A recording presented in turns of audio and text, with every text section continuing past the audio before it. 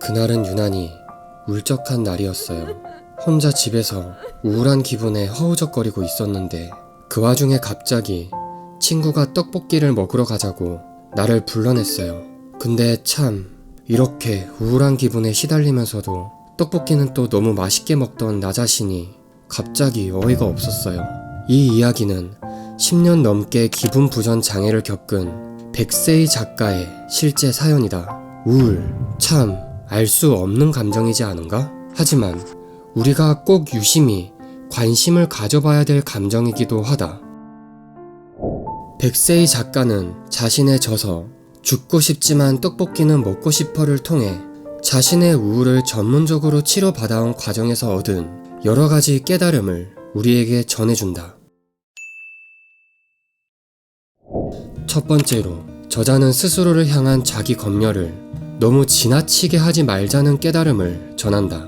우울한 상황에서는 당연히 자기 자신이 마음에 들지 않고 스스로를 변화시켜야 된다는 명분을 통해 끊임없이 자기 검열을 한다. 하지만 솔직히 칼같이 나 자신을 평가해서 내게 남는 게 뭘까? 이렇게 해야 한다의 공식이 애초에 당장 할 수 있는 것인지도 잘 모르겠고, 이런 기준은 오히려 나를 더 압박하고 부정적인 나를 더 부정적으로 만드는 짐을 더 얹어놓는 꼴일 뿐이다. 굳이 나의 부정적인 면을 깊이 들여다보는 건 그냥 쓰레기를 밟고 있는 걸 아는데도 굳이 손으로 그걸 집어 올려 쓰레기가 맞다는 것을 확인하는 기분을 느끼게 만드는 행위, 그 이상도 이하도 아니다.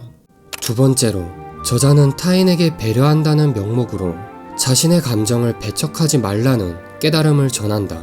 내 감정이 시키는 배려는 좋은 것이지만 상대를 실망시키고 싶지 않은 마음에 억지로 내 감정을 배척하고 상대에게만 맞춰주는 것은 내 감정을 망가뜨리는 일이다. 누군가 의견을 물어보면 당신의 마음이 시키는 대답을 하라. 누군가 부탁을 하면 당신의 여유에 따라 결정하라. 처음에는 이런 경험이 부족해 마치 삼각형이 내 마음을 찌르듯 상처받고 아플 일도 생기겠지만, 이런 자신을 지키는 경험이 쌓이면서 삼각형이 팔각형이 되고 팔각형이 16각형이 되면서 모서리가 점점 무뎌지고 원에 가까워지면서 당신의 마음을 덜 찌르게 될 것이다.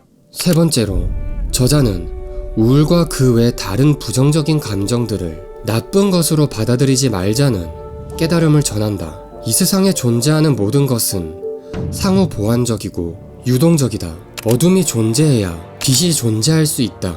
행복 또한 불행이 존재해야 성립될 수 있다.